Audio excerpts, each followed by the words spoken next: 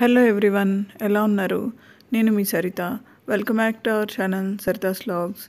ఈరోజు నేను బీరకాయ తొక్కుతో పచ్చడి చేసుకోవాలనుకుని పైన గేర్ ఇలా తీసేసుకుంటున్నాను. గీర తీసేసినాక అంటే పైన సన్నగా గీరుకుంటుంది కదా, ఆ లేయర్ వరకు తీసేసి బీరకాయని కడుక్కుని ఇలా పైన లేయర్ అంతా తీసుకోవాలి పచ్చడి కోసం. బీరకాయని మనం వేరే కూర ఏదన్నా వండుకోవడానికి యూస్ చేసుకోవచ్చు. ఈ పచ్చడికి అయితే బీరకాయతో పని లేదు, ఓన్లీ తొక్కు ఒకటి ఉంటే సరిపోతుంది. ఇలా తొక్కు మొత్తం కంప్లీట్గా తీసేసుకుని బీరకాయలు పక్కన పెట్టేసి ఈ తొక్కు మాత్రమే ఇంకొకసారి కడుక్కుందాం మంచినీళ్ళతో.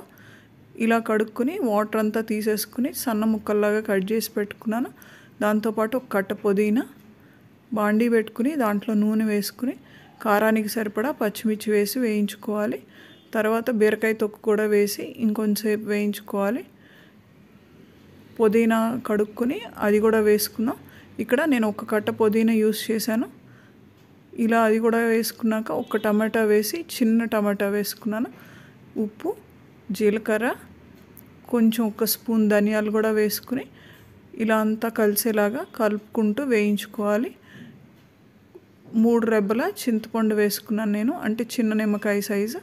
దాంతోపాటు 4 వెల్లుల్లి రెబ్బలు వేసి ఇలా మూత పెట్టుకుంటే అన్నీ చక్కగా మగ్గిపోతాయి.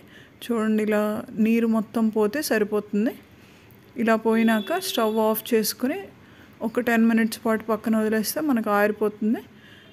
తర్వాత మిక్సీలో కానీ లేదంటే రోట్లో కానీ దేంట్లో అయినా నూరుకోవచ్చు. నేనైతే మిక్సీ జార్లో వేసేసుకుని లైట్గా బ్లెండ్ ఇస్తున్నాను. ఒక గుక్క గోరువెచ్చటి నీళ్ళు యాడ్ చేసుకుని ఇంకొక బ్లెండ్ ఇస్తే ఇలా మనకి కొంచెం బరక్గా తగులుతూ ఉంటుంది. బీరకాయ మనం లేత తీసుకుంటేనే ఈ పచ్చడి బాగా వస్తుంది. టేస్ట్ చూసుకుని ఉప్పు అడ్జస్ట్ చేసుకుంటే బీరకాయ తొక్కు పచ్చడి రెడీ అయిపోతుంది.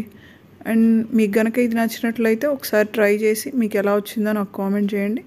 అండ్ నచ్చితే తప్పకుండా లైక్ చేసి మీ ఫ్రెండ్స్ అండ్ ఫ్యామిలీ మెంబర్స్తో షేర్ చేయండి. Thank you.